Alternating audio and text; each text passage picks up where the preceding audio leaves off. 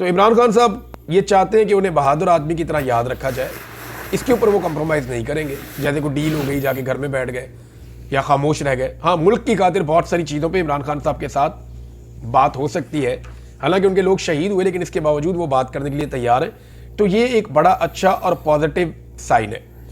जिन बेचारे कैदियों को छोड़ा गया है, ये वो है जिनको 2-2 साल सज़ा हुई थी, 20-20 महीने, 19-19 महीने ये वैसे ही काट चुके हैं, जो 4-4 महीने इनके बाकी थे।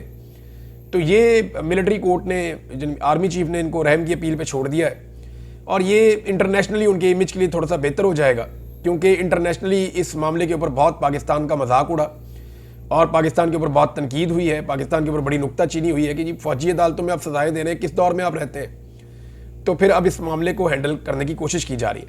अगर ये अभी भी हैंडल नहीं होता तो फिर सुप्रीम कोर्ट ऑफ पाकिस्तान का जो आईनी बेंच है वो फौजी अदालतों में सिविलियन के ट्रायल के खिलाफ फैसला देकर तमाम जो ट्रायल है उनको मुंतकिल करवा देगा यहाँ पे आम अदालतों में।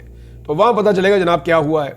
अब मामला ये है कि यहाँ पे कुछ लोगों ने पब्लिक करना शुरू कर दिए हैं वो माफ़ीनामे या वो दरखास्तें जो इन कैदियों ने की थी कि जनाब हमें माफ़ कर दिया जाए या हमारी रहम की अपील है उसको मान लिया जाए। तो मामला ये है कि ये पब्लिक कैसे हो रही है, ये तो आर्मी चीफ के पास थी, तो इनको कौन पब्लिक कर रहा है? इसकी बाकायदा खबरें छपाई जा रही हैं, लोगों को इनके स्क्रीनशॉट दिए जा रहे हैं कि आप लगाएं, सोशल मीडिया पे लग रहे हैं, अगर तो ये दुरुस्त है तो। यानी अभी तक फैसला पब्लिक नहीं हुआ, लेकिन रहम की अपील और उसके ऊपर आर्मी चीफ का रद्द-ए-अमल जो है वो पब्लिक हो रहा है। फैसले सामने आने चाहिए। फैसले जब सामने आएंगे तो कुछ वकला ये दावे कर रहे हैं कि उन फैसलों के अंदर ऐसी ऐसी गलतियां होंगी और ऐसे अजीबो-गरीब फैसले होंगे कि पूरा मुल्क और पूरी दुनिया हंसेगी उनके ऊपर। लिहाजा वो फैसले अभी तक सामने नहीं आ रहे, लेकिन जो लोगों से लिखवाया गया, जो लोग इसका मजाक उड़ा रहे हैं ना कि इन्होंने पहले लिख कर दिया, अब ये बाहर आके तनकीद कर रहे हैं, या बाहर आके फिर इमरान खान के नारे लगा रहे हैं, या बाहर आके ये कह रहे हैं हमें गलत सजा दी गई, हमारे साथ जुल्म किया गया। तो जो लोग ये तनकीद करें ना, उन्हें शर्म आनी चाहिए। देखिए, वक्त के साथ इंसान सीखता है। मैंने बहुत कुछ सीखा और बहुत सारे दोस्तों ने बहुत कुछ सीखा। माजी में हमारे चंद लोगों के बारे में या इदारों के बारे में पॉइंट ऑफ व्यू गलत हो सकते हैं, लेकिन कुछ चीजें बड़ी क्लियर हो गई हैं कि जी डेमोक्रेसी के अलावा कोई हल नहीं है, रूल ऑफ लॉ के अलावा कोई हल नहीं है। पाकिस्तान में इंसानी हकूक की पामालियां नहीं होनी चाहिए, मैंडेट का एहतराम होना चाहिए और आज़ादी इज़हार राय होनी चाहिए। इन्हीं चीज़ों के साथ मुल्क आगे बढ़ सकता है। तो ये फौजी अदालतें तो अदालतें ही नहीं होती। अब जो लोग इनको सपोर्ट कर रहे हैं उन्हें शर्म आनी चाहिए, बजाय इसके कि वो फौजी अदालतों में सिविलियंस के ट्रायल की मजम्मत करें। वो ये कह रहे हैं जनाब ये लोग बाहर निकल के, पहले अंदर से इन्होंने रहम की अपील की, अब बाहर निकल के ये बयानात दे रहे हैं, इनको दोबारा पकड़ के मारो। यानी अजीबो। और मैं आपको शर्तिया कहता हूं कि ये जो लोग इस तरह की बातें कर रहे हैं ना, 5 मिनट इनको मेरे हवाले कर दें। मैं किसी कांस्टेबल को कहूंगा इनको जरा ले जाओ जरा कमरे में 5 से 10 मिनट के लिए, जो आप कहें मैं इनसे लिखवा कर आपको दे देता हूं। जो आप कहें, आप इन्हें कहें कि ये बता दें कि उसामा बिन लादेन कहां है, आज भी जिंदा, ये वो भी बता देंगे आपको। यानी जब आप किसी की कस्टडी में होते हैं, आपके कोई हुकूक नहीं होते, आप उनकी मर्जी के बगैर खा पी नहीं सकते, आप सूरज को नहीं देख सकते, आप बाहर नहीं निकल सकते। जब दिल करे वो आपको टॉर्चर करना शुरू कर दें, जब दिल करे वो आपको करंट लगा दें, जब दिल करे वो आपको भूखा रखें, जब दिल करे वो आपको मैक्सिमम जगाएं, जो उनसे इंजेक्शन चाहे वो आपको लगा दें, जो उनसे दवाई चाहे वो आपको दे दें, जब चाहे वो आपको कत्ल भी कर सकते हैं। तो ऐसी सूरत हाल में आप क्या करेंगे?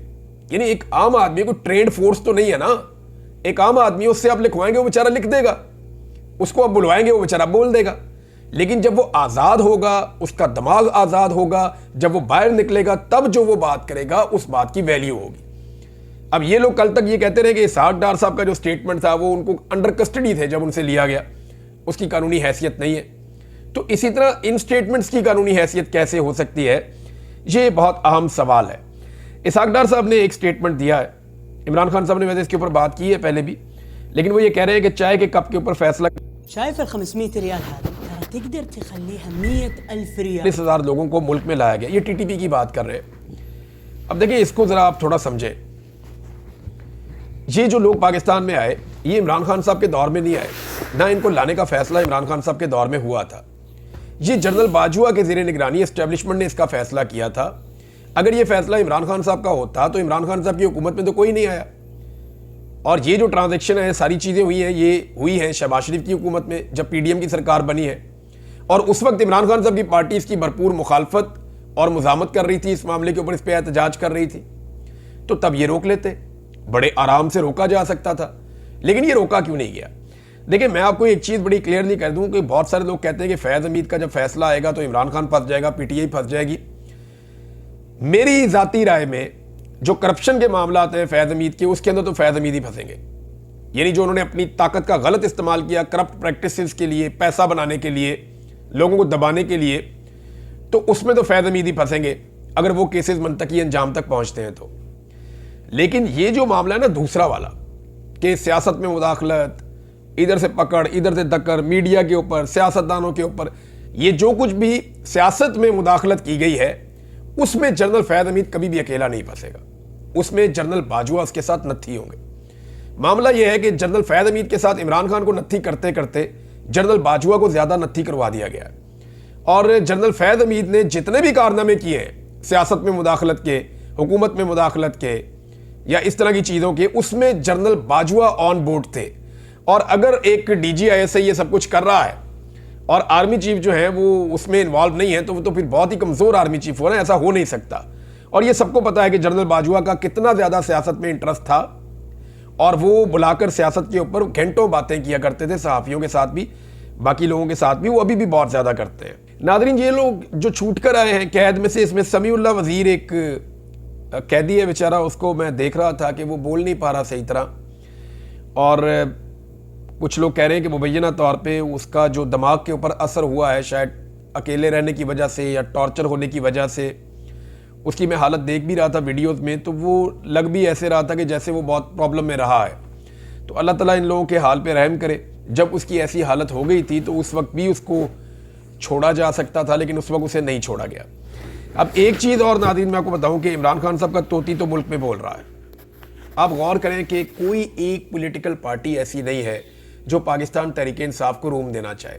उसकी वजह समझिए, कराची MQM अपना समझती है कि कराची और हैदराबाद हमारा है, वहाँ पे MQM का वाहिद मुकाबला PTI से है। इंटीरियर सिंध पीपल्स पार्टी समझती है ये हमारा है, वहाँ उनका वाहिद मुकाबला PTI से है। पंजाब जो है उसके अंदर PMLN समझती है कि हमारा है, वहाँ उनका वाहिद मुकाबला PTI से है। तहरीक लबैक जहाँ जहाँ पे ताकतवर है उन जगहों पे भी उनका मुकाबला PTI से है। फजलुर रहमान साहब जहाँ जहाँ पे बलूचिस्तान में या खैबर पख्तूनख्वा में तगड़े हैं, वहाँ उनका मुकाबला PTI से है। ANP जहाँ भी लड़ाई करना चाहती है वहाँ उनका मुकाबला PTI से है। खैबर पख्तूनख्वा में जहाँ जहाँ जमात इस्लामी की जड़ें हैं या कराची में, वहाँ उनका मुकाबला भी PTI से है। तो तमाम पॉलिटिकल पार्टीज का मुकाबला अपने अपने इलाकों में, क्योंकि ये पूरे मुल्क की पार्टी है ना, हर कोने में हर जगह पे इसकी प्रेजेंस है, तो हर जगह पे सबका मुकाबला PTI से है। तो ये बड़ा ऑब्वियस है कि PTI के खिलाफ कोई भी जगह छोड़ने के लिए तैयार नहीं होगा। अब क्या इमरान खान साहब एक पॉलिटिकल माहौल ऐसा बना पाएंगे जिसमें और सियासी इत्तेहादी जमा कर पाएं, जैसा कि उन्होंने महमूद खान अचकज़ई को और MWM को अपने साथ रखा, साथ में साहबजादा हामिद रजा साहब की पार्टी को रखा, तो क्या वो 4, 5, 6 इलाकाई जमातें, जैसे GDA है, जैसे बलूचिस्तान में और पार्टियां हैं, अख्तर मेंगल साहब भी हैं, इसी तरह खैबर पख्तूनख्वा में मजीद पार्टियां हैं, क्या इमरान खान साहब एक बड़ा अलाइंस बना पाएंगे? ये उनके इलेक्शन जीतने के लिए ज़रूरी नहीं है, ये पाकिस्तान के अंदर एक इस्तेहकाम और सबको इकट्ठा करने के लिए ज़रूरी है। अब तक के लिए इतनी, अपना ख्याल रखिएगा, अपने इस चैनल का भी। अल्लाह हाफिज़।